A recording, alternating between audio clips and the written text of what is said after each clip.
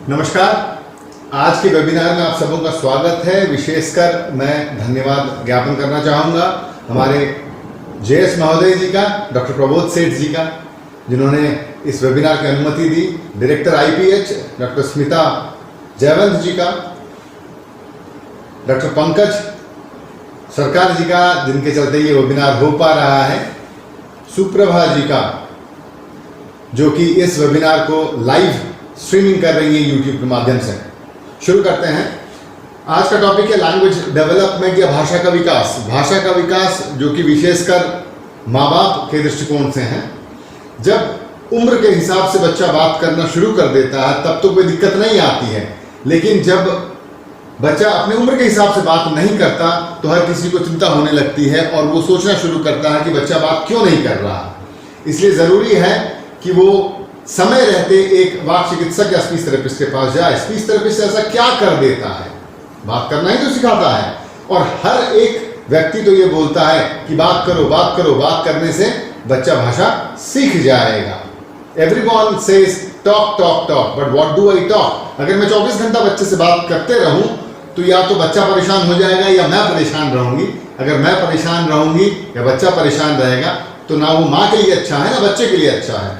तो अगर आप बातचीत बच्चे को सिखाना चाहते हैं या किसी भी चीज़ बच्चे को सिखाना चाहती है तो पहली चीज़ जिसके ऊपर आपको ध्यान देने की आवश्यकता है वो है जॉइंट अटेंशन या संयुक्त ध्यान, जिसे हम जॉइंट अटेंशन कहते हैं। यहाँ चित्र में आप देख सकते हैं कि माँ और बेटी दोनों किसी एक चीज़ के ऊपर ध्यान दे रही हैं, यानी कि चीज़ एक ही है, माँ और बेटी उस पर ध्यान दे रही हैं। इसी को हम जॉइंट अटेंशन या संयुक्त ध्यान भी कहते हैं।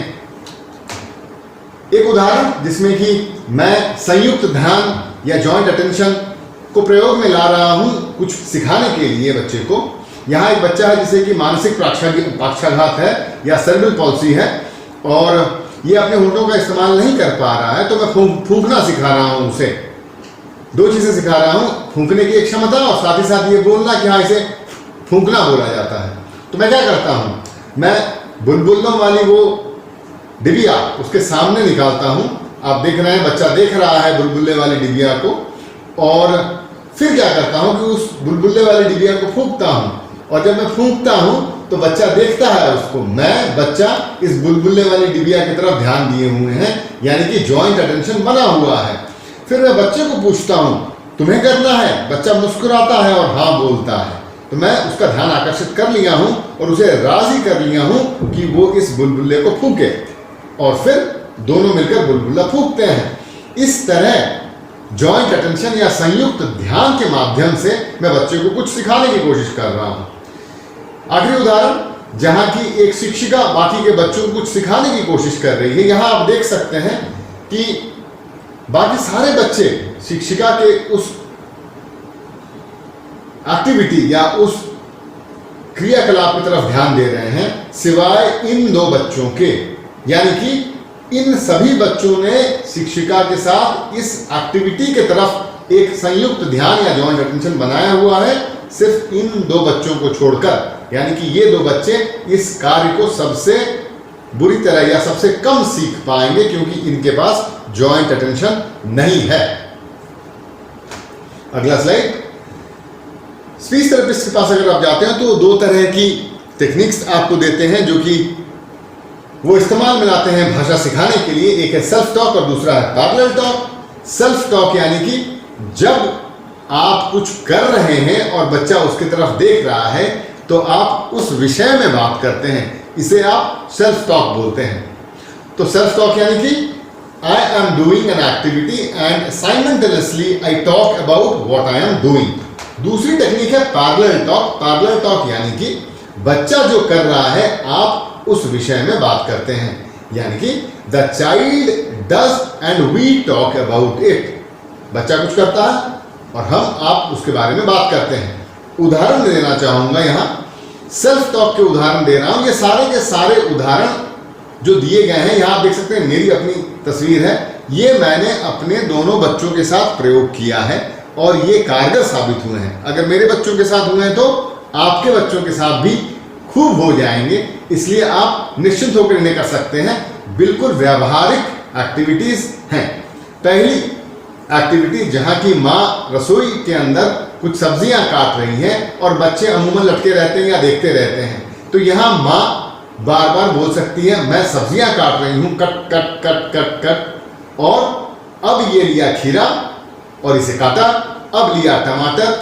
तो बच्चा जब इस चीज को होता हुआ देखता है तो खूब जानता है कि जब ये लाल तरह की चीज उठाई गई तो टमाटर बोला गया, तो जोड़ लेता है टमाटर के साथ, टमाटर शब्द के साथ इस लाल चीज को, वैसे ही इस हरी चीज के साथ खीरा शब्द। दूसरी एक्टिविटी, यहाँ जब बच्चा स्कूल जाता है तो अमूमन उसे जूते मोजे पहनाए जाते हैं, तो आप थोड़ा धीरे पहनाएं, बच्चे का ध्यान आकर्षित करें। जब बच्चा ध्यान दे दे जूतों की तरफ तो आप बोलकर पहनाएं बच्चों को कि हाँ ये जूता, ये पैर, ये सीधा, इसे ऐसे अंदर डालते हैं और फिर बांधा, जोर से बांधा, क्या जोर लगा, धीरे लगा, बांध दूं।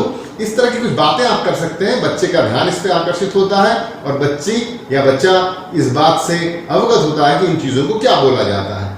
तीसरी एक्टिविटी यहाँ आप देख सकते हैं जहाँ की मैं अपने बच्चे को कंघी कर रहा हूँ और साथ ही साथ मैं बात करता हूँ कि मैं क्या कर रहा हूँ, और यही हुनर उसकी बहन को सिखा गया हूँ।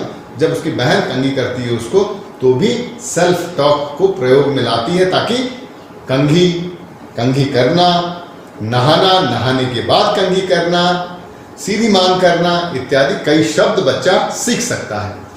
उस तरह जब बच्चा मेरे कंधे के ऊपर बैठा हुआ है खेल खेल में, जिसे हम प्ले वे मेथड कहते हैं, तो खेल खेल में बच्चा मेरे कंधे के ऊपर बैठा हुआ है और मैं एक लार्ज प्रिंट या एक बड़ी चित्र वाली किताब को पढ़ रहा हूं, जहां मैं ये बता रहा हूं कि कौन कौन से चित्र हैं और कहानी कौन कौन सा है। तो ये कुछ सेल्फ टॉक के उदाहरण हुए।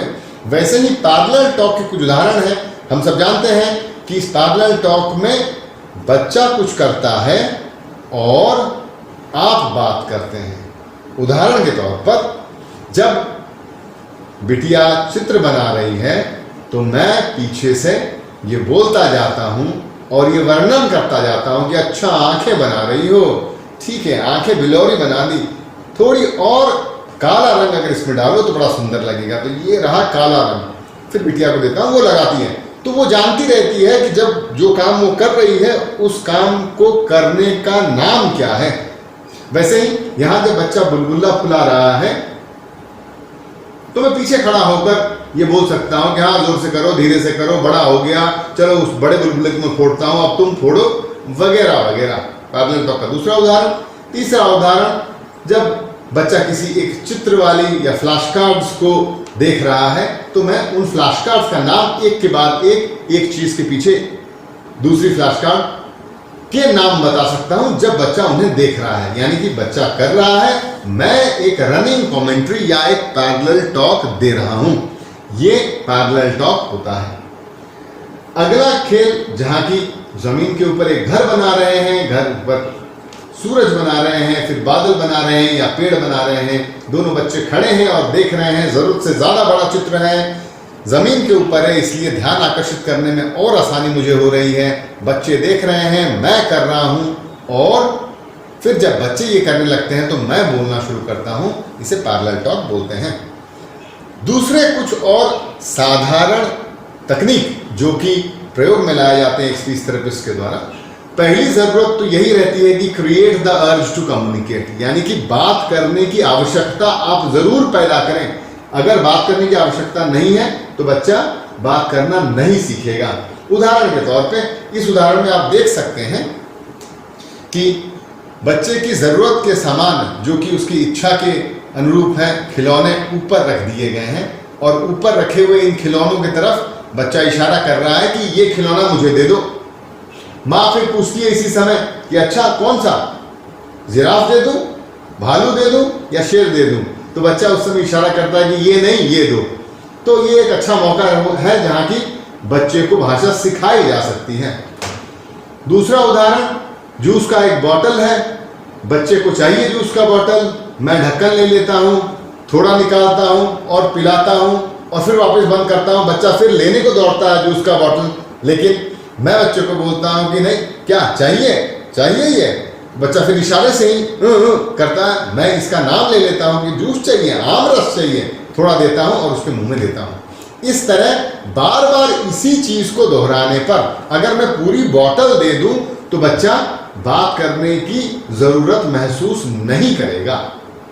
अगर मैं थोड़ा थोड़ा दूं तो बार बार मैं, जूस का बॉटल और बच्चा, इन तीनों के बीच एक जॉइंट अटेंशन या बातचीत